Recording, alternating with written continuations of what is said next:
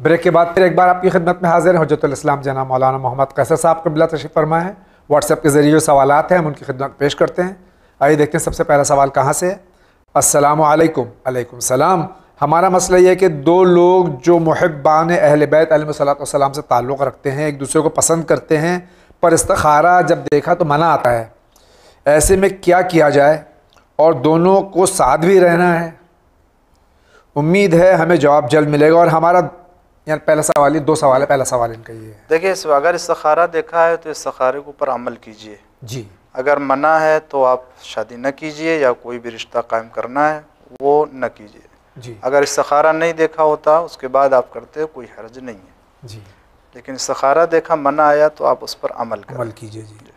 दूसरा सवाल इनका ये है कि इस्तिखारे का के क्या शराइत हैं? मसलन एक रिश्ते के लिए इस्तिखारा निकालना हो तो कैसे नियत करनी चाहिए और क्या नियत करनी चाहिए और किस वक्त नियत करनी चाहिए? देखिए, इस्तिखारा जो लोग इसके अहल हैं वो देखते हैं और उसके लिए नियत होती है। जिस काम के लिए, जिस रिश्ते के लिए हमको इस्तिखारा देखना, ज़हन में रखना है कि मैं इस काम के लिए, इस रिश्ते के लिए इस्तिखारा यानी अल्लाह ताला का जो है वो जो भी इसमें राय उसके तलब कर रहा हूँ। और बेहतरीन वक्त होता है नमाज के बाद। अब इस्तिखारे भी कौन सा देखा जा रहा है उसके भी अलग अलग कुछ इस्तिखारे हैं जो तस्बीह से देखे जाते हैं, कुछ इस्तिखारे के जो कुरान करीम से देखे जाते हैं, कुछ है कि जो 2 रकत नमाज मखसूस है वो पढ़ करके उसके बाद जो है वो देखा जाता है। तो हर एक एतबार से अलग अलग है। इसमें खुलासा ये है कि जब कोई काम समझ में ना आए, मशवरे के बाद भी किसी नतीजे पर न पहुँचे और उसके बाद आप इस्तिखारा देखना चाहें तो देख लीजिए, अल्लाह की राय क्या है, और फिर उसके बाद जो कुछ भी आए उसके ऊपर अमल करें। बहुत बहुत शुक्रिया। सलामुन अलैकुम। अलैकुम सलाम। मेरा क्वेश्चन ये है कि क्या मैं नमाज जुमा गैर शिया मस्जिद में जमात के साथ पढ़ सकता हूँ? आप किसी भी मस्जिद में अपनी नमाज पढ़ सकते हैं जी। और अपनी नमाज ख़ुद आप अपने एतबार से पढ़िए, उसमें कोई हर्ज नहीं है। जुमा नहीं हो सकता? जुमा नहीं हो सकता। अस्सलामु अलैकुम। अलैकुम सलाम। डिस्ट्रिक्ट बहराइच नानपारा से सवाल है, किसी का बच्चा महीने भर में इंतकाल हो जाए तो उसकी माँ असर और मगरिबैन के दरमियान में क्या कुछ खा नहीं सकती, खा पी नहीं सकती? नहीं, कोई हर्ज नहीं है, खाना पीना चाहे खा सकती है। बिल्कुल, कोई ममानियत शरीयत में कोई ममानियत नहीं है, कोई रुकावट नहीं। बहुत बहुत शुक्रिया। आगे बढ़ते हैं। अस्सलामु अलैकुम। वालेकुम सलाम। मैं रज़ा अब्बास नागावा सादात यूपी से। जी। मेरा सवाल यह है कि कुछ लोग बोलते हैं कि जो नसीब में होगा वही मिलेगा और वो कुछ करने की कोशिश भी नहीं करते। आपसे गुजारिश है कि नसीब क्या है, ये मुख्तसरन बता दीजिए। देखिए, ये फ़िक्र और ये सोच गलत है जी कि जो कुछ अल्लाह ने लिखा है नसीब में हमारे है वो मिलेगा, लिहाजा बैठ जाइए घर में जी। ये गलत अक़ीदा है। देखिए, खुदावंद आलम की तरफ से सारी चीज़ें मिलती हैं और वही मुक़द्दर करता है रोज़ी का, दीगर तमाम उमूर के बारे में। मगर ऐसा नहीं है कि अल्लाह ने किसी भी चीज़ को हासिल करने के लिए या कदम उठाने के लिए हमें मजबूर कर दिया हो कि ये काम होने वाला है तो होगा, लिहाजा अब हमसे कोई मतलब नहीं है। नहीं, हमारे काम, हमारा जो भी अमल है वो मुतासिर होता है, वो असरअंदाज होता है हमारे ख़ुद उमूर में। हम इरादा करें, अख्तियार करें, किसी चीज़ का इंतखाब करें, हम आज़ाद है इसमें, और जो जिस तरीक़े से हम काम करें उसी एतबार से उसका असर होगा। ऐसा नहीं है कि परवरदिगार आलम जानता है कि ये ऐसा करेगा तो अब वो मजबूर हो गया बंदा, लिहाजा जो है वो अब वो बैठा रहे घर में। नहीं, रोज़ी अल्लाह ताला ने मुहैया कि जितना जो कोशिश करेगा उसको मिलेगी रोज़ी, मेहनत करेगा अल्लाह ताला बरकत देगा। वरना अगर जो कुछ मुकद्दर में हो गया वो टलने वाला नहीं है, सदका क्यों करार दिया गया है हमारे? दुआएं क्यों हैं, दुआएं क्यों की गई है? अल्लाह ने क्यों कहा दुनिया में मुझसे मांगो, सिले रहम, क़ते रहम, उम्र घटती है, उम्र बढ़ती है, ये सारी चीज़ें इसीलिए रखी हैं। लिहाजा मुकद्दर का मतलब ये नहीं है कि जो कुछ है वो है, हमसे कोई मतलब नहीं है। नहीं, जो कुछ अल्लाह ने हमारे अमल और काम और इंतखाब इरादे के साथ मुअय्यन किया है मिलने वाला है वो मिलेगा। लेकिन अगर कोई हम काम नहीं करेंगे तो वो चीज़ें हमको नहीं नसीब होंगी। कुरान करीम खुद कह रहा है लैसा लिल इंसान इल्ला मा सआ, और कोशिश है और ख़ुद उसी में कुरान में कि इंसान को चाहिए कि अपना नसीब ले ले, अपना हिस्सा ले ले दुनिया से जो कुछ भी है, तो हमें कोशिश करना है। अस्सलामु अलैकुम। अलैकुम सलाम। मैं शाकिर अली भिवंडी से। मेरा सवाल है, अगर नमाज के टाइम कोई मरीज़ सीरियस हो जाए, हालत उसकी ख़राब हो जाए, तो क्या नमाज़ पढ़नी चाहिए या उसको अटेंड करना चाहिए? अगर नमाज का वक्त ख़त्म हो रहा है और क़ज़ा होने वाली है तो नमाज अदा करना वाजिब है जी और उसी नमाज में मरीज़ के लिए दुआ भी कर लीजिए जी ताकि जो है वो उसका फ़रीज़ा भी अदा हो जाए तैमुरदारी का, जी और उसके बाद फ़ौरन जो है वो मरीज़ की तरफ जाइए, तवज्जो कीजिए। या बिल्कुल ऐसा हो कि बिल्कुल उसका अगर उस वक्त नहीं ले जाएंगे दम निकल जाएगा उसका, देखिए नमाज वो एक कज़ा हो दूसरी जाएगी। चीज़ है कि अगर किसी का दम निकल रहा है जी और उसकी हिफाजत हमारे ऊपर मुनहसिर है, अगर हम ले जाएंगे तभी है, आप उसको ले जाइए। नमाज का वक्त ऐसा हो सकता है कि आप रास्ते में भी अदा कर लें, कहीं जी। पर भी जो है वो उसको पहुंचा के फ़ौरन अदा कर लें। ऐसा नहीं हो सकता है कि वो दो में से एक ही काम कर सकते हैं, मुमकिन है दोनों को जमा कर लें यहाँ पर। जी तो ऐसा देखें, तो वाजिबात में से एक वाजिब ऐसा है कि जो सबसे अहम है वो अगर तर्क हो रहा है, वो छूट रहा है, तो उसकी तरफ ज़्यादा तवज्जो करें। बहुत बहुत शुक्रिया। मेरा नाम जाबिर अली बेग है, मेरी वालदा का नाम एजाज़ अली, वालिद का नाम या वालदा का नाम एजाज़ अली बेग है, और मैं फुरात, माँ का नाम, वालिद का नाम एजाज़ अली बेग है और मेरा नाम फुरात बेगम है। मेरी परेशानी है कि मैं ऑटो ड्राइवर हूँ, कमाई में बरकत नहीं है और मेरा बिज़नेस नहीं चलता है, मुझे बहुत परेशानी है, मुझे कोई वजीफ़ा बता दीजिए। देखिए रोज़ाना सदका निकालें जी और इमाम ज़माना अलैहिस्सलातु वस्सलाम के नाम से, जी और कुरान करीम की बराबर तिलावत करें घर में। जी। ये सारे नाम बताने की कोई ज़रूरत नहीं है, इसमें नाम के की वालिदा ज़रूरत का नहीं नाम, है, वालिद ये का नाम, लिहाजा जो है जी, वो, हाँ यहाँ पे इस तरह से कोई ज़रूरत जी, नहीं है, ज़रूरत नहीं, जी हाँ। ये अमल करें। और तवज्जो करें, कहीं ऐसा तो नहीं है कि गुनाह की तरफ जो है वो ज़िंदगी बढ़ रही हो, वाजबात तर्क हो रहे हों। वाजिबात तर्क हो रहे। किस लिए? इसलिए कि कारोबार में बरकत नहीं होती कभी कभी वाजिबात के तर्क करने की बिना जी। पर, तो लिहाजा वाजिबात को अदा करें, जी। उसी के साथ साथ अल्लाह के ऊपर भरोसा करें, एतमाद तवक्कुल करें, वही असबाब को फराहम करने वाला। बहुत बहुत शुक्रिया। सलामुन अलैकुम। अलैकुम सलाम। मेरा नाम सैयद अली ज़ुहैर नकवी है और मैं मुरादाबाद से हूँ। मेरा सवाल ये है कि क्या किसी हलाल जानवर का शिकार कर सकते हैं और उसका गोश्त खा सकते हैं, जबकि मुल्क में उस जानवर का शिकार करना ममनू करार दिया हो? देखें, अगर मुल्क के कवानीन की मुखालफत लाजिम आ रही हो तो फिर मुखालफत नहीं करनी चाहिए जी और कानून की रियायत करनी चाहिए। जी बेशक। रह गया मसला किसी जानवर के जो हलाल है उसके खाने का, तो देखें ऐसा कोई मुअय्यन नहीं है, शरीयत नहीं कहा कि फ़लाँ ही चीज़ का जो है वो शिकार करके, दूसरी चीज़ों का भी जिसमें इजाज़त दी गई, या किसी और चीज़ का भी गोश्त खाया जा सकता है कि जिसमें आसानियाँ फराहम है। लिहाजा कोई ऐसा काम ना करे कि जिससे कानून की मुखालफत होती हो। सलाम। अलैकुम सलाम। अगर हम कहीं घर से बाहर हों और नमाज मगरिब पढ़ने और बाकी घर पढ़ लें और बाकी घर आकर पढ़ें, द नमाज गुफ़ैला का वक्त कब तक है? क्योंकि किसी ने कहा है कि नमाज गुफ़ैला का वक्त मगरिब के बाद सिर्फ 40 मिनट तक रहता है। देखिए ये तो है कि नमाज गुफ़ैला का जो वक्त है वो मगरिबैन में, यानी नमाज मगरिब और इशा के बीच में है जी। और इसका अव्वल वक्त कह लीजिए, और जो सही फजीलत का वक्त है वो वही वक्त है कि इंसान जो है मगरिब की नमाज़ पढ़े उसके वक्त में, और उसके बाद नमाज गुफ़ैला पढ़े, उसके बाद नमाज इशा। लेकिन अगर कोई इसके बाद भी पढ़ना चाहता है तो सवाब और रजाए मतलूब ये कि नियत से पढ़ लेगा, अल्लाह ताला उसे वो अज्र और सवाब देगा इंशाअल्लाह। किसी जाकिर की क्लिप व्हाट्सएप पर आ रही है कि नमाज आयात की क़ज़ा नमाज पढ़ने से पहले गुस्ल या वज़ू करना ज़रूरी है, और वरना हम जो क़ज़ा नमाज नहीं पढ़ सकते। देखें ज़ाहिर सी बात है, तहारत तो शर्त है ही है, तहारत तो करना ही है। अब वो तहारत में वज़ू भी मुमकिन है, गुस्ल भी हो सकता है। अगर किसी के ऊपर गुस्ल वाजिब है, जी मुमकिन है इशारा इस बात की तरफ हो कि अगर किसी के ऊपर गुस्ल वाजिब है, किस के बग़ैर वो गुस्ल के नहीं नमाज़ पढ़ सकता, दीगर चीज़ें नहीं हो सकती, तो उसे गुस्ल करना चाहिए। मगर मखसूस नमाज आयत के लिए गुस्ल नहीं कि वो उसके बग़ैर नमाज आयत नहीं होगी, जी। बल्कि ये कि तहारत के लिए कोई नजासत ऐसी है कि जिसके लिए गुस्ल करना है, वज़ू करना है, उसके बाद नमाज़ पढ़ी जाएगी। अगला सवाल लेते हैं। अस्सलामु अलैकुम। अलैकुम सलाम। मेरी 4 सिस्टर्स हैं, एक की शादी हो चुकी है, बाकी 3 के लिए हमारी कोशिश जारी है, लेकिन कुछ रास्ते बन नहीं पा रहे हैं। हमारी वालदा बहुत परेशान रहती हैं, कुछ हल बताइए, दुआ की गुजारिश। डॉक्टर जावेद सौदागर।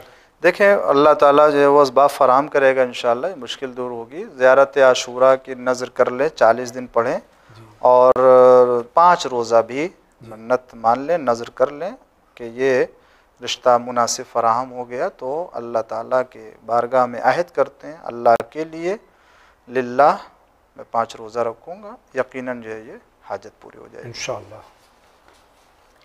अगले सफ़े पे देखते हैं क्या सवाल है।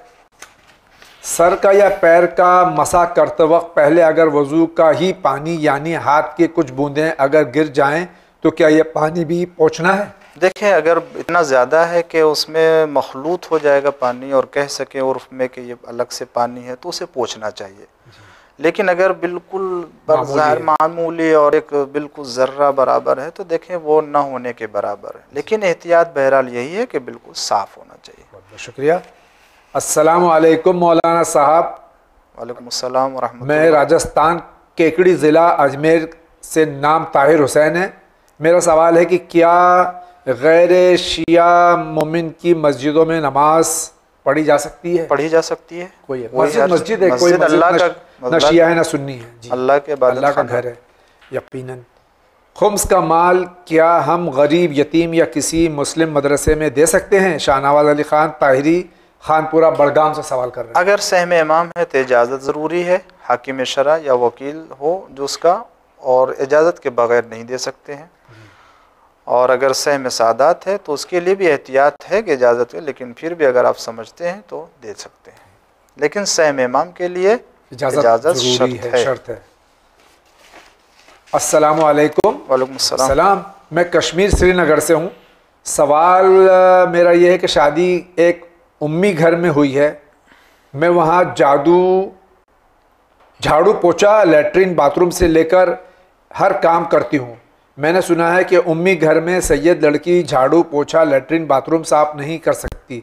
मेहरबानी करके मेरे लिए क्या हुक्म है और उनके लिए क्या हुक्म है? इन सवालों का जवाब दीजिए वजाहत के साथ। हम जॉइंट फैमिली में रहते हैं लेकिन ये काम मुझसे ही करवाया जाता है। नहीं, ऐसी कोई बात नहीं है। देखिए, घर में अगर है तो वो अपना घर है जी, और चाहे वो कोई भी घर, जैसा भी घर हो, अगर वहाँ अपना घर हो गया है तो अब हमें हर सब के साथ मिल कर के काम करना चाहिए।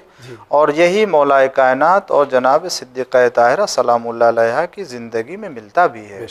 खुद जनाब शहज़ादी सलामुल्लाह अलैहा अपने घर का काम करती थी और घर की सफाई है, कपड़ा धुलना है, बच्चों के लिए खाना बनाना। मौलाए कायनात सलामुल्लाह अलैह वो भी जो है वो घर के काम में शरीक होते थे। तो ऐसा नहीं है कि कोई सैयद है तो वो ये काम नहीं कर सकती। अपना घर है, खुद कर सकते हैं, कोई हर्ज नहीं। कोई ये हमारे भाई बरदरान अहले सुन्नत से इनका ताल्लुक़ है।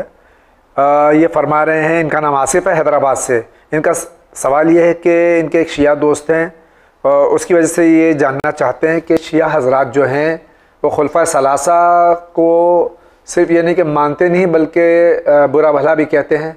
और मानते क्यों नहीं जबकि ये लोग भी मुसलमान थे और इस्लाम की खिदमत इन्होंने की है? देखिए, इस सिलसिले में कई बार ये बातें पेश की जा चुकी हैं कि शिया सुन्नी में जो फ़र्क है उस एतबार से दीगर चीज़ों में फ़र्क पाया जाता है।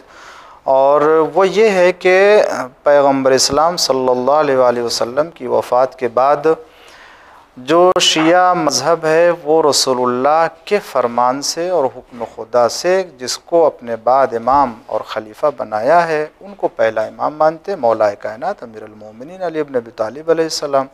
शिया के अलावा जो दीगर फ़िरक़े हैं वो मौलाए कायनात की जगह पर दूसरे लोगों को पहला खलीफा मानते हैं। तो ये फ़र्क चूँकि वहाँ कायम किया गया, उसके बाद दीगर फ़र्क होते हैं। तो फिर यहाँ पर यकीनन जो जिसको मानता है वो उसकी तारीफ़ करेगा जी, और वही हम किसी की नहीं करते, वही उसकी जो है वो इताअत करेगा। नहीं करते। और बुराई किसी का इस एतबार से कि लोगों की दिल आज़ारी हो जी, और ये इख्तिलाफ़ का सबब करार पाए जी, इस तरह से मैं नहीं समझता हूँ कि कोई अंजाम देता हो। जो करता है वो अच्छा नहीं करता है, उसे इस तरह के इख्तलाफात की फ़िज़ा नहीं कायम करनी चाहिए।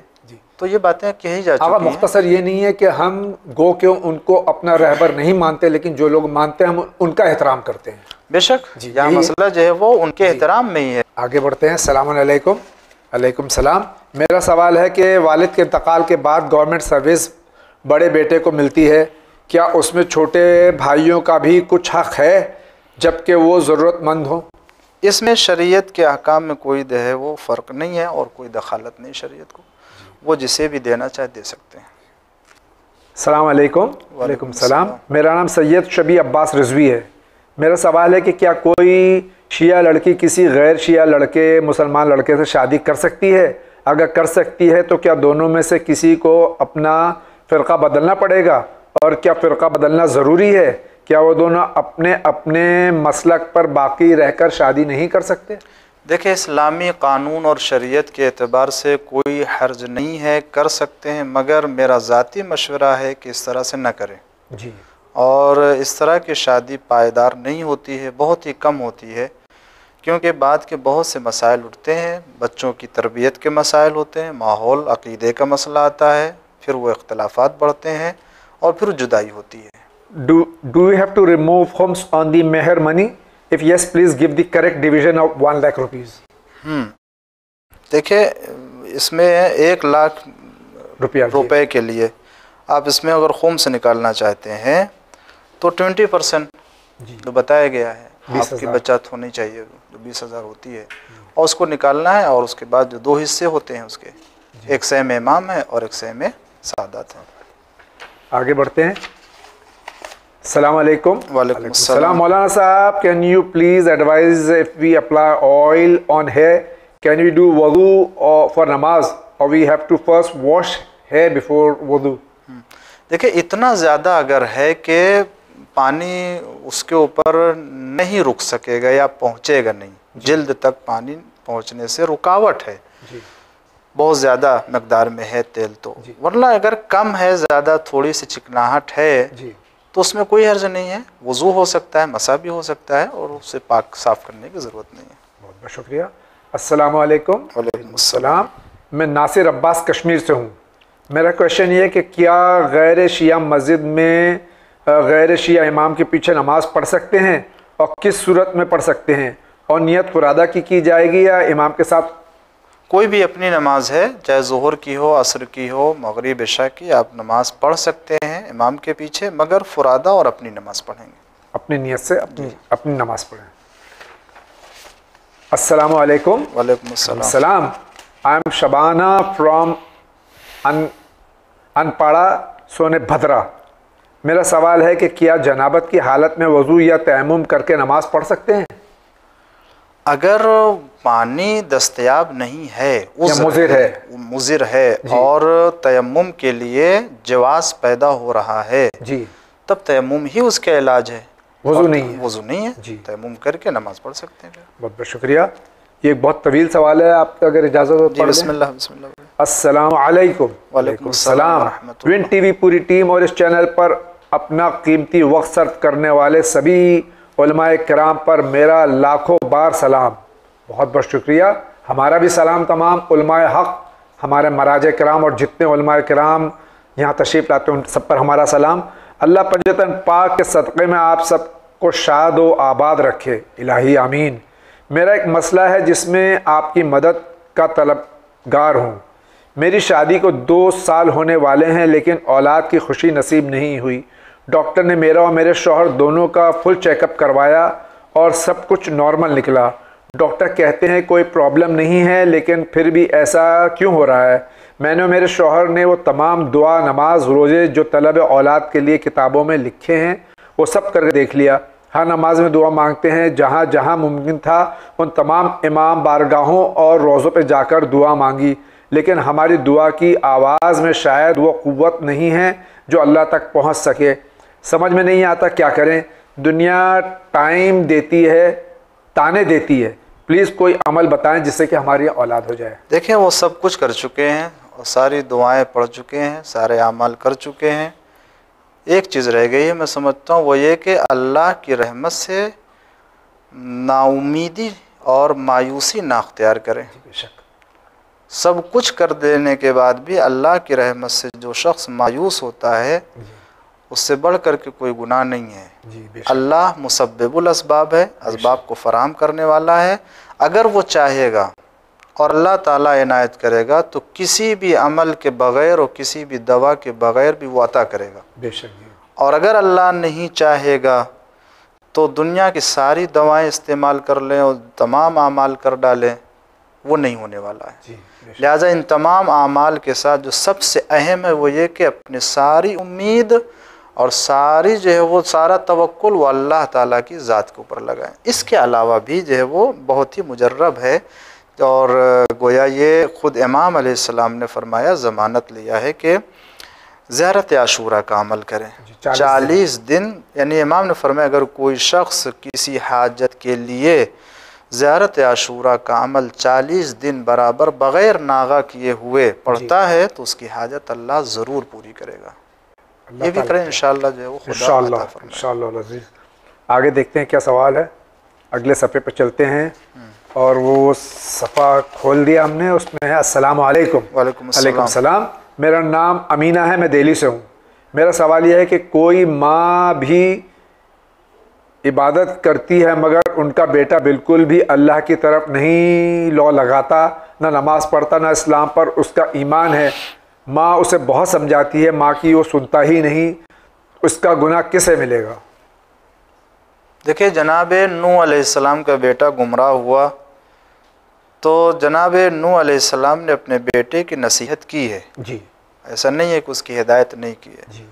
हिदायत करने के बाद वो गुमराह हुआ, जनाब नूह अलैहिस्सलाम पर कोई भी इसका अजाब और कोई भी इसकी सज़ा नहीं। हम अपने बेटे की अगर तरबियत करते हैं सही तरबियत खुलूस के साथ और उसके बाद गुमराही की तरफ जाता है तो हमारा इसमें कोई दखल नहीं। अगर तरबियत का रास्ता फराहम नहीं करते, असबाब नहीं उसके लिए मुहैया करते, उसके बाद गुमराह, तो यकीनन हम इसमें शरीक होंगे। लिहाजा इस मौके पर माँ बाप ने अगर पूरी कोशिश की है, उसके बाद भी अगर वो गुमराह होता है, रास्ते के ऊपर नहीं आता, तो उनके कोई कसूर नहीं। अस्सलामु अलैकुम। अलैकुम सलाम। मैं लखनऊ से हूँ। मेरा सवाल है कि मेरी वाइफ गवर्नमेंट जॉब में है और किसी और स्टेट में है और ऑफिस में स्कार्फ नहीं वेयर करती है। मैंने कई बार कहा है लेकिन कहती है कि जब लखनऊ ट्रांसफ़र हो जाएगा तो मैं हिजाब करूँगी। इसी बात पर मेरी कई बार फाइट भी हो चुकी है। अब मुझे ये जानना है कि उनके इस अमल का मैं भी गुनाहगार हूँ क्या, और दुआ है कि जल्द ट्रांसफ़र हो जाए और शरीयत पर अमल करने लगें। देखिए, ये ईमान की कमज़ोरी की दलील है, वरना अगर एक शहर में पर्दा हो सकता है तो दूसरे शहर में क्यों नहीं हो सकता? वहाँ शायद मर्द नहीं होंगे उस तरह, ऐसा महरम नहीं होंगे। ऐसा तो नहीं हो सकता है, लेकिन बहरहाल यहाँ ये बात कही जा सकती है कि जब एक जगह आप आमादा हैं इस पर अमल करने के लिए तो हुक्म खुदा हर जगह है, फिर यकीनन बेशक वहाँ पर हमको अंजाम देना चाहिए। रह गया मसला है कि मैं गुनहगार तो नहीं रहूँगा, नहीं, इसमें आपके गुनाह या आपके बुराई का कोई मसला नहीं है, और मैं दुआ करूँगा इंशाअल्लाह वो इस मसले के ऊपर जो है वो गौर करेंगे और पर्दा शुरू कर देंगे इंशाअल्लाह। अगला सवाल क्या है? सवाल काफ़ी तादाद में हैं और हमें तेज़ी से गुजरना है। अस्सलाम वालेकुम। वालेकुम सलाम। मेरा नाम इरफान अली है, मुंबई से हूँ। हम जनाबत की हालत में हो तो क्या हम तस्बीह वग़ैरह और सूरह अल-हम्द वग़ैरह और अल्लाहुम्मा लान क़तलता जो हम ज़ियारत या हम वो पढ़ते हैं, लान पढ़ते हैं दुश्मन आने अहले बैत पर, वो दीगर अमाल हम कर सकते हैं? जी, ज़िक्र कर सकते हैं, ज़िक्र करने में कोई हर्ज नहीं है, कर सकते। लेकिन ये कि अगर पढ़ना चाहते हैं अरबी की इबारतों तो बहरा इबारतों के ऊपर जो वो हाथ न रखें। अगर ख़ास तौर से अगर कुरान की आयतें हैं या इमाम मासूमीन अलैहिस्सलाम के अस्माए गिरामी तो उस पर हाथ न रखें। सलाम। अलैकुम सलाम। मैं शमा कैलिफोर्निया से जी। कुछ उम्रा के बारे में बताइए। उम्रा जी, उम्र मुफरदा होता है। देखें, एक उम्र तमत्तो होता है जी। उम्र मुफरदा जो होता है वो हज से हट करके होता है और साल में किसी महीने में भी अंजाम दे सकते हैं, लेकिन उम्र तमत्तो ये हज तमत्तो के साथ होता है जी। और वो मौसम हज में अंजाम दिया जाता है। उम्र मुफरदा जो मुस्तहब है और ज़्यादा ताकीद इंसान को अंजाम देना चाहिए। वहाँ जाता है इंसान, जाने के बाद जो मिक़ात है, मिक़ात से ihराम पहनता है। ihराम पहनने के बाद वो तमाम मुहर्रमात जो चीज़ें हराम होती वो सब हराम हो जाती, जैसे साए में चलना है, खुशबू सूंघना है, बदन से खून निकालना है, इसी तरीके से और बहुत सी चीज़ें हैं वो सब जो किताबों में दर्ज हैं। जब तक कि वो तमाम अमाल अंजाम नहीं दे लेगा उस वक्त तक ये सारी चीज़ें हराम होती है। खाने काबा ख़ुद पहुँचा, सबसे पहले उसको तवाफ़ करना है, 7 मरतबा तवाफ़ करेगा, हजर अस्वद से शुरू करेगा, हजर अस्वद पे ख़त्म होगा। और तवाफ़ करने के भी जो है वो तरीक़े बताए गए हैं, उसको पूरा 7 चक्कर लगाना है। और उसके बाद 2 रकत नमाज तवाफ़ आके जो है मकाम इब्राहिम की पुश्त पर अदा करना है। उसके बाद सही करना है, सही में भी जो है वो सफ़ा से शुरू करना है, मरवा पे ख़त्म करना है, ये एक हो जाएगा, फिर वहाँ से आएगा। इस तरह से 7 मरतबा जो है वो उसको अंजाम देना है। फिर वहाँ पे तक़सीर करना है, नाखून काटना है या बाल जो है वो काटना है, वो अंजाम देना है। और उसके बाद जो है वो तवाफ़ुन निसा करना है, और तवाफ़ुन निसा के बाद फिर जो है वो 2 रकत नमाज तवा, उसके बाद उसका अमल मुकम्मल हो जाता है। बहुत बहुत शुक्रिया, मुख्तसर है। बाकी तौज़ीउल मसाइल और दीगर किताबों में पूरे डिटेल के साथ में ये चीज़ें मौजूद हैं। सलाम अलैकुम। वालेकुम सलाम। My dad saw dream of building a imambara ashurkhana and saw few family members there, can you please explain this dream. मैं आगा की खिदमत पेश तो कर देता हूँ, लेकिन एक बार मैं बता दूँ कि यहाँ ख्वाबों की ताबीर नहीं दी जाती। आगा इस तरह के ख्वाब नहीं, जाहिर सी बात है कि इसके पहले भी ये बताई जा चुकी है बात, और इस वक्त भी ख्वाब है, तो बहरहाल उसको जो है वो ये समझना चाहिए कि ख्वाब है। अल्लाह ताला जो है वो इस तरीके से बहुत सी चीज़ों को इंसान को मुशाहिदा कराना चाहता है, और बहुत से ख्वाब सच्चे भी होते हैं। ऐसा नहीं है कि कोई हकीकत नहीं है। हाँ जी, उसके शराइत हैं, ऐसा नहीं है। तो इंसान को ऐसा नहीं है कि जो कुछ उसको हुक्म मिला है उसके ऊपर अमल करना है, या वही चीज़ उसके लिए होने वाली है जी, ऐसा जो है वो ऐसा नहीं है। अस्सलाम वालेकुम। वालेकुम सलाम। मेरा सवाल यही है कि परेशानियां ऐसी होती हैं, कुछ समझ में नहीं आता कि क्या करें। तो कभी कभी ये लगता है कि खुदकुशी कर लें। तब आपसे हम ये पूछना चाहते हैं कि ऐसे वक्त में हम क्या करें, खुदकुशी कर लें या ज़िंदा रहें? ये हरगिज़ नहीं हो सकता है। इंसान, ये दुनिया दार बला है, आजमाइश की जगह है। यही तो इम्तिहान है कि आप अपने तमाम उमूर में और इन तमाम जिम्मेदारियों में कैसे बाहर निकलते हैं अल्लाह की आजमाइश से। इसमें सबसे अहम चीज़ वो ये है कि खुदावंद आलम की बारगाह में दुआ करे, अल्लाह इस आजमाइश से अच्छे अंदाज से बाहर निकाले कामयाबी के साथ। शुक्र खुदा करे, अल्लाह पे भरोसा रखे, इंशाअल्लाह सब कुछ ठीक हो जाए इंशाअल्लाह। इसी के साथ हम देखते हैं कि अगला सवाल कहाँ से है। सलाम अलैकुम जावेद भाई और क़िबला। वालेकुम सलाम व रहमतुल्लाह। सबसे पहले तो मैं सभी विन चैनल के मेंबरान का शुक्रिया करता हूँ कि उनकी वजह से हमें काफ़ी इल्म हासिल हो रहा है। आप तमाम जो कैमरे के पीछे हैं सबका शुक्रिया अदा हो रहा है। मैं आप सबकी जानिब से इनका भी शुक्रिया अदा करता हूँ। इन तमाम की जानिब से आपका भी शुक्रिया। अल्लाह विन चैनल को और सब लोगों को जज़ाए खैर अता फरमाए, इलाही आमीन। जनाब, मेरा सवाल यह है कि हम नमाज शब को रात में सोने से पहले अदा कर सकते हैं? कर सकते हैं जी, अदा कर सकते हैं। अल्लाह सवाब देगा, अजर देगा इंशाअल्लाह। सलामुन अलैकुम। अलैकुम सलाम। खुदा इस चैनल को दिन दूनी रात चौगनी तरक्की दे, इलाही आमीन। मेरा सवाल यह है कि अभी कुछ टाइम पहले मंडे में एक प्रोग्राम मसाइल ख़वातीन में हज़रत इब्राहीम अलैहिस्सलाम की पहली बीवी हज़रत सारा सलाम अलैहा के बारे में बता रहे थे। उसी प्रोग्राम में बताया गया कि मिस्र के बादशाह ने जब हज़रत इब्राहीम अलैहिस्सलाम से हज़रत सारा के बारे में पूछा तो उन्होंने कहा ये मेरी बहन है। ये बात मेरी समझ में नहीं आई, बीवी को बहन क्यों कहा गया? गाज़ियाबाद से सवाल है। ये खालाजाद बहन थी जी, और खालाजाद बहन बहन होती है जी, तो क्या उससे शादी नहीं हो सकती? खालाजाद थी तो उसको हमारे उर्फ़ आम में बहन कहा जाता, शादी से पहले तक बहन ही थी जी। और नाज़रीन इकराम, इसी के साथ में मैं बहुत ही खुशी के साथ में एक ऐलान कर दूं कि इसी दरमियान में हुज्जतुल इस्लाम वल मुस्लिमीन, हमारे मुरब्बी, हमारे रहनुमा हज़रत सैयद मोहम्मद अल मूसवी साहब क़िबला तशरीफ़ लाए थे, लेकिन बहुत ही मुख्तसर क़याम था हिंदुस्तान में और शहर मुंबई में। उन्होंने अपनी गोनागो मसरूफ़ियात के बावजूद हमें वक्त दिया और तशरीफ़ लाए, जबकि बहुत ही मसरूफ़ थे, लेकिन चंद घंटों के लिए शहर में थे। उसके बावजूद हमारे स्टूडियो में तशरीफ़ लाए और मसाइल ज़िंदगी प्रोग्राम को रौनक बख्शी और कुछ सवालात के जवाब दिए। आइए आज हम देखते हैं हुज्जतुल इस्लाम जनाब मौलाना मोहम्मद कैसर साहब के सवालात के जवाबात तो आप सुन ही रहे हैं। अब आप देखें कि हमारे सबके रहनुमा हुज्जतुल इस्लाम सैयदना मोहम्मद अल मूसवी साहब हफ़ज़ल्लाहु ताला, उनके जवाबात क्या हैं आपके सवालात के सिलसिले में।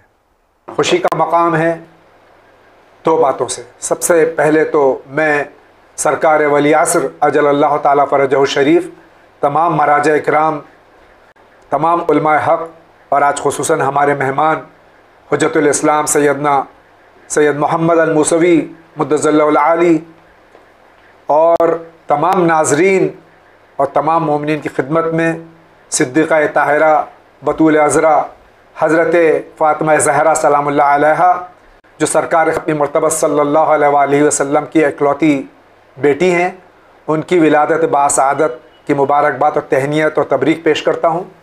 और उसी के साथ में दूसरी खुशखबरी ये है कि आज हमारे दरमियान हमारे मुरब्बी और हमारे सरपरस्त आगा सैयद मोहम्मद अल मूसवी साहब क़िबला तशरीफ़ फरमा हैं। हम उनका खैर मक़दम करते हैं। आगा अस्सलामु अलैकुम व रहमतुल्लाहि व बरकातुहू। वालेकुम अस्सलाम व रहमतुल्लाहि व बरकातुहू। आगा आपकी खिदमत में मासूम आलमियान सलामुल्लाह अलैहा की तारीख़ विलादत की मैं हदिया और तबरीक पेश करता हूँ। हदिया अल्लाह आपको सलामत रखे और सारे मोमिनीन और मोमिनात को इस अज़ीमुश्शान तारीख़ में जो वलादत बासआदत सय्यदे कौनैन सलामुल्लाह अलैहा, अल्लाह ताला आपको और हमको और सारे मुहब्बान अहल बैत को ग़ुलामान बावफ़ा जो हज़रत ज़हरा अलैहिस्सलाम के उनके साथ शुमार फरमाए। इलाही आमीन। आइए आगा इसी के साथ, चूँकि आपके पास वक्त कम है, आपको फ़्लाइट भी लेनी है शब में, मैं अगर आपकी इजाज़त हो तो बिस्मिल्लाह। सैयदना व्हाट्सएप के ज़रिए कुछ सवालात हैं। फरमाइए। एक सवाल है, अस्सलामु अलैकुम। अलैकुम सलाम। सैयदना, ये जो हर नमाज के बाद में हमारी मसाजिद में या जहाँ जहाँ नमाज जमात के साथ होती है या घरों में हम कहते हैं या साहिब ज़मान अज्जिल अला ज़हूरिक, यब्नल हसन अल अस्करी अज्जिल अला ज़हूरिक, इसका पढ़ना कैसा है? मुस्तहब है जी। आगाए खोई अल्लाह मकामा से सवाल किया गया। जी। वो सवाल बम्बई से है। जी। और यही सवाल है कि नमाज के बाद या किसी वक्त में कहना या साहिब ज़मान यब्न हसन अस्करी अज्जल अला ज़हूरिक कैसा है शरअन? उन्होंने जवाब दिया बिल्कुल सही है।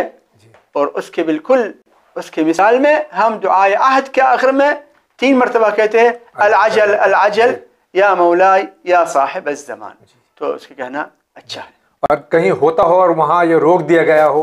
नहीं, जिसने रोका है शायद उनको इत्तला ज़्यादा इत्तला नहीं है। ये मर्जा तक़लीद के फतवा है कि जायज़ है। बहुत बहुत शुक्रिया। आगे बढ़ते हैं। अस्सलामु अलैकुम। वालेकुम सलाम। मैं परेशान हूँ एक बात को लेकर। मैंने अपने बच्चे को दवाई के ज़रिए दुनिया में जल्दी लाने चाहा, जिससे डॉक्टर का कहना है कि पेट में ही बच्चा ख़त्म हो गया और इस दवा की वजह से हुआ है। अब ये पूछना चाह रही हैं कि क्या मुझे कत्ल का अज़ाब होगा जो मेरे गलती की वजह से, दवा की वजह से मेरा बच्चा ज़ाया हो गया। और मैंने सुना है कि जन्नत के हकदार होते हैं ऐसे माँ बाप जिनके बच्चे बचपने में इंतकाल कर जाते हैं, तो क्या मुझे जन्नत मिलेगी या इस गलती की वजह से मुझे जहन्नम मिलेगा और इसका कफ़ारा क्या है? यानी बच्चा के मरने की वजह माँ थी, यानी ये कह रहे हैं जल्दी होने की वजह से इन्होंने दवा ली थी कि जब बच्चा जल्दी हो जाए, तो डॉक्टर कहते हैं कि बच्चा ज़ाया हो गया इस दवा की वजह से। इसके मतलब माँ ने जानबूझकर ये दवा नहीं लिया है जानबूझकर। अगर उसको मालूम होता कि ये मुज़िर होगा तो नहीं लेती। जी। नहीं, इसमें कोई कत्ल के सवाल नहीं है, चूँकि कत्ल के मकसद से नहीं लिया है बस। और इस्तिग़फ़ार करे अगर गलती से। अब हर माँ बाप जिनके बच्चा दुनिया से गुज़र जाता, रिवायत में है कि बच्चा जन्नत की दरवाज़ा के नज़दीक इंतज़ार करेगा माँ बाप को। युक़ालु लहू लुज फ़यक़ूल कल्ला हत्ता यलिज वालिदाय, बच्चे से कह दिया जाएगा फरिश्ते से कि जाओ अंदर, जन्नत के अंदर। कहेगा नहीं, जब तक मेरे माँ बाप नहीं आएंगे मैं अंदर जन्नत के अंदर नहीं जाऊंगा। तो ये माँ बाप के लिए एक खुशखबरी है। बहुत बहुत शुक्रिया आगा। अस्सलामु अलैकुम। वालेकुम सलाम। मेरा सवाल ये है कि क्या हम LIC यानी इंश्योरेंस वगैरह ले सकते हैं? क्या इस पर खुम्स उस वक्त निकलेगा कि जब मैच्योर हो जाए या पहले से खुम्स निकालना? LIC यानी लाइफ इंश्योरेंस। जी। लाइफ इंश्योरेंस इस्लाम में शरअन जायज़ है। इस्लाम में फ़ुक़हा इस्लाम के इरशाद है कि ये हिबतुन मशरूता, मशरूत हिबा, यानी आप कंपनी को पैसा दे रहे हैं शर्त के साथ कि अगर कुछ हुआ कंपनी करेगी कुछ।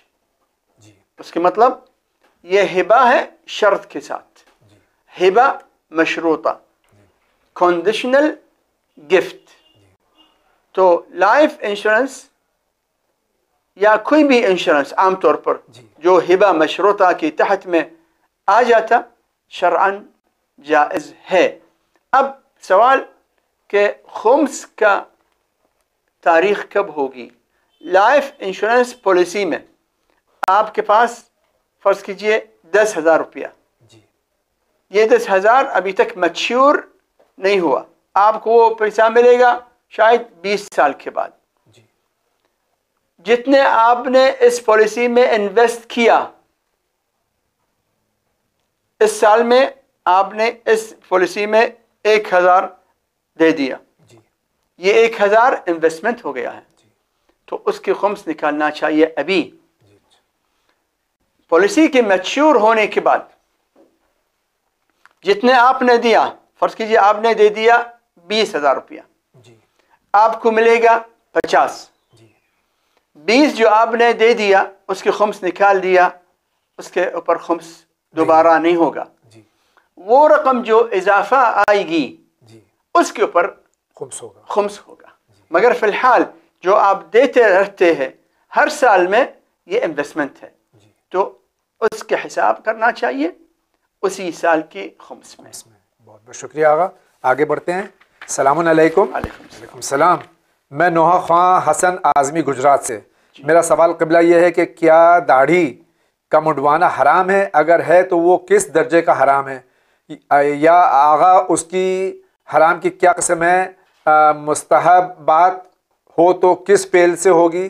जिस तरह कहा जाता है कि गीबत करना अपने मरे हुए भाई का गोश्त खाना है, तो क्या उसी तरह दाढ़ी मुंडाना हराम है? और किस ज़ुमरे में आता है ये? अगर हराम है तो माँ बाप अगर कह रहे, माँ कह रही ख़ास तौर से कि नहीं दाढ़ी रखने से तुम्हारी उम्र ज़्यादा होती है, और माँ के कहने पर कोई दाढ़ी मुंडा रहा है, उसके लिए क्या हुक्म है? दाढ़ी मुंडाना एहतियात वजूबी के मुताबिक हराम है।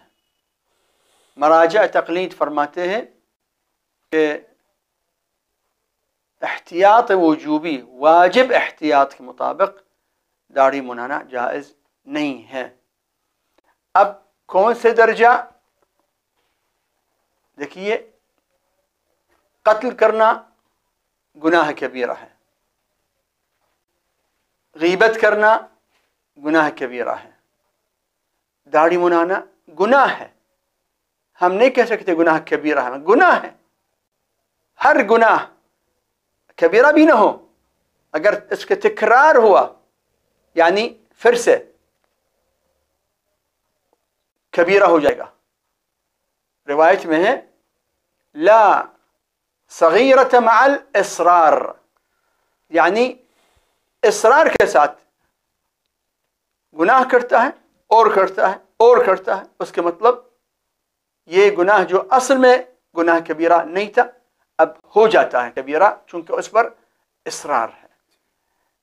तो ये एक बात।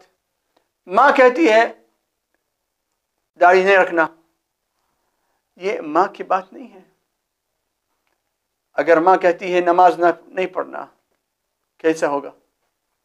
माँ कहती है अपनी बेटी से हिजाब नहीं करना, क्योंकि माँ खुद हिजाब नहीं करती, जी तो क्या लड़की क्या करती है? लड़की के ऊपर हिजाब वाजिब रहेगा।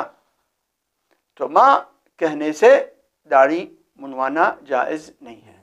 बहुत बहुत शुक्रिया।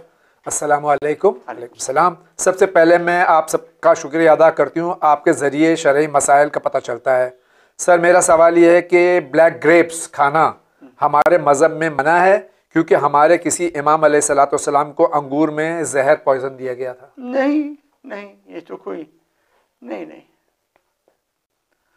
देखिए, हमारे अइम्मा अतहार अलैहिस्सलाम को जहर दिया गया शहद में, जी तो क्या शहद हराम हो गया? दूध में जी इमाम अलैहिस्सलाम को दूध के साथ जहर दिया गया, क्या दूध हराम हो जाए?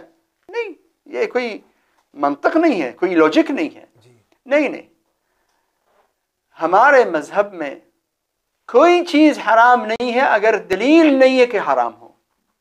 तो ब्लैक ग्रेप्स जायज है, इसमें कोई शुबह नहीं है।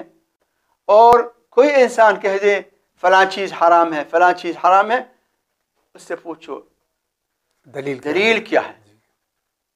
दलील क्या है? दलील नहीं है, हराम नहीं है। आओ मर्जा तकलीद से पूछिए, क्योंकि मर्जा तकलीद के पास दलील होते हैं। जी बेशक। जी फरमाइए।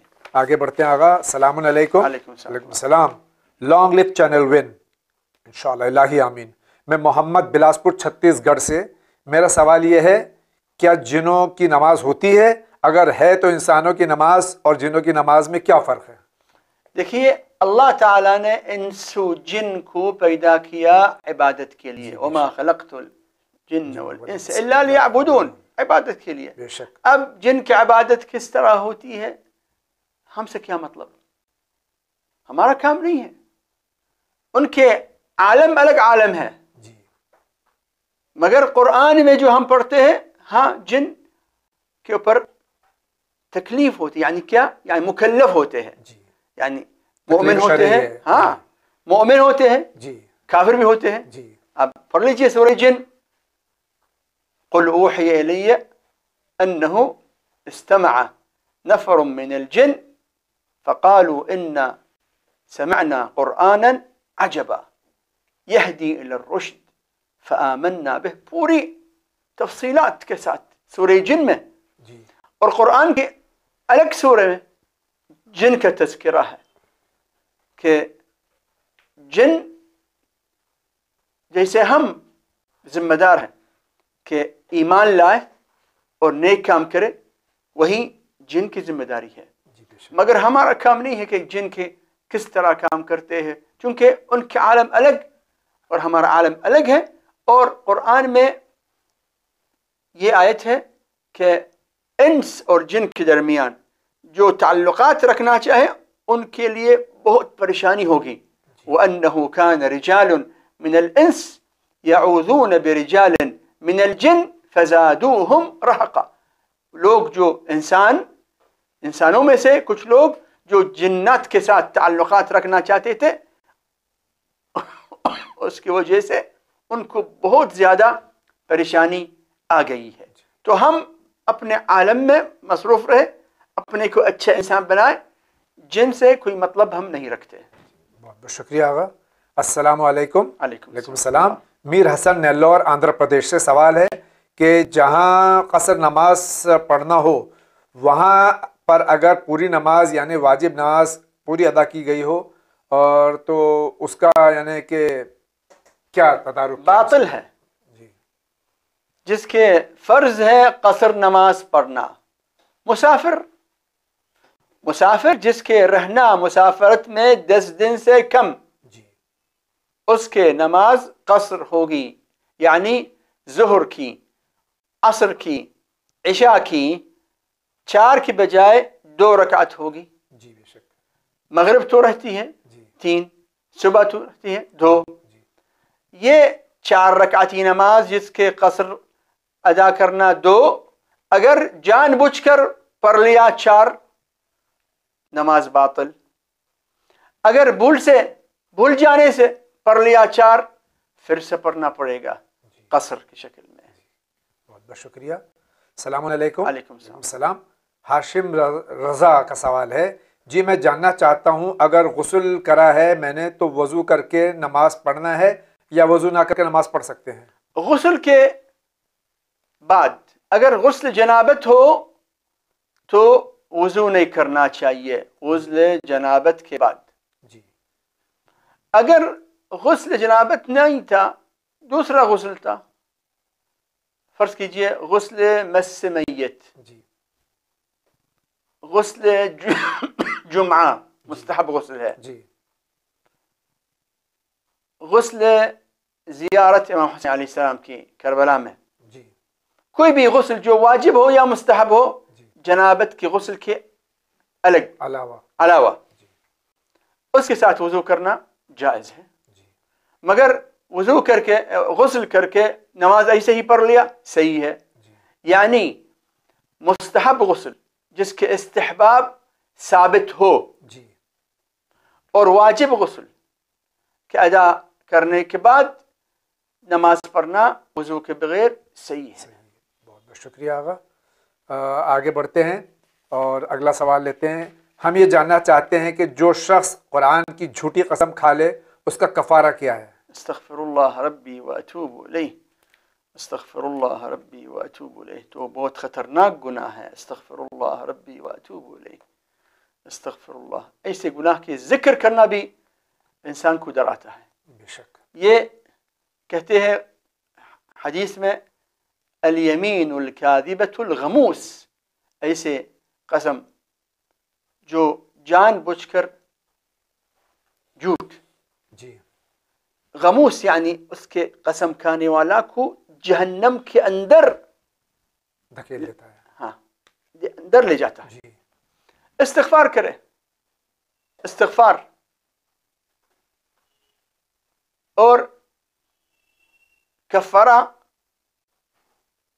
होता है, कफ़ारा भी अंजाम दे, मगर बहुत ख़तरनाक गुनाह है झूठी कसम खाना। विन चैनल को मेरा सलाम। अलैकुम सलाम। विन चैनल आपको कहता है अलैकुम सलाम व रहमतुल्लाहि व बरकातुहू। मेरा सवाल ये है कि अगर आज़ान हो रही हो और हम लोग मौला का मातम कर रहे हों तो क्या हमें रुक जाना चाहिए? अगर आपके साथ इमाम खुद मातम करते थे, इमाम खुद अगर खुद मातम करते थे, क्या करते थे? नमाज के वक्त में इमाम रुक जाते थे, नमाज पढ़ते थे। क्योंकि इमाम जंग के अंदर करबला में जब नमाज के वक्त हो गया बंद किया सब कुछ और नमाज के लिए खड़े हुए।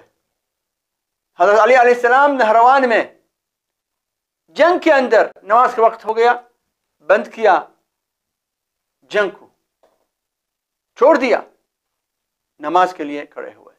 तो अगर इमाम को खुशनुद रखना तो नमाज के अव्वल वक्त अदा करना, नमाज होके बाद में मातम करते रहिए। मगर नमाज के वक्त में कोई काम नहीं है मगर नमाज। नाज़रीन किराम, इसी के साथ दिल तो नहीं चाह रहा था, दिल तो ये चाह रहा था कि शब भर इस नूरानी शक्ल की ज़ियारत करते रहें और इसी तरह सवालात पूछते रहें और जवाबात से हम आप मुस्तफ़ीज़ होते रहें। लेकिन चूँकि सैयदना को इस वक्त सफ़र करना है, सफ़र से आए हैं, फिर सफ़र पर रवाना होना है, तवील सफ़र है, हम इसलिए बहुत ही माज़रत के साथ में आपसे भी माज़रत चाहते हैं और आगा से भी माज़रत चाहते हैं कि उनको ज़हमत दी, इस उम्मीद के साथ कि इंशाअल्लाह हम करीब फिर तशरीफ़ लाएँगे और इसी तरह से अपने पुरनूर चेहरे से की ज़ियारत हमको कराते रहेंगे और अपने इल्म से हमें मुस्तफ़ीज़ फरमाते रहेंगे। आज का पहला इनाम जा रहा है कि दिल में याद खुदा हो और ज़बान पे जिक्र खुदा हो। तो जिक्र खुदा से क्या मतलब है, याद खुदा से क्या मतलब, हम किस तरह ये जिक्र करें? आज का दूसरा इनाम के हकदार हैं। कुछ लोग बोलते हैं कि जो नसीब में होगा वही मिलेगा और वो कुछ करने की कोशिश भी नहीं करते। आपसे गुजारिश है कि नसीब क्या है ये मुख्तसरन बता दीजिए। और तीसरे इनाम के हकदार हैं। मैंने अपने बच्चे को दवाई के ज़रिए दुनिया में जल्दी लाने चाहा, जिससे डॉक्टर का कहना है कि पेट में ही बच्चा ख़त्म हो गया और इस दवा की वजह से हुआ है। अब ये पूछना चाह रही हैं कि क्या मुझे कत्ल का अज़ाब होगा जो मेरे गलती की वजह से, दवा की वजह से मेरा बच्चा ज़ाया हो गया। नाज़रीन किराम, इसी के साथ आपसे इजाज़त लेना चाहता हूँ। इंशाअल्लाह ज़िंदगी रही तो फिर आपसे मुलाकात होगी। तब तक के लिए इजाज़त दीजिए। व आखिर दावाना अनिल हम्दुलिल्लाहि रब्बिल आलमीन।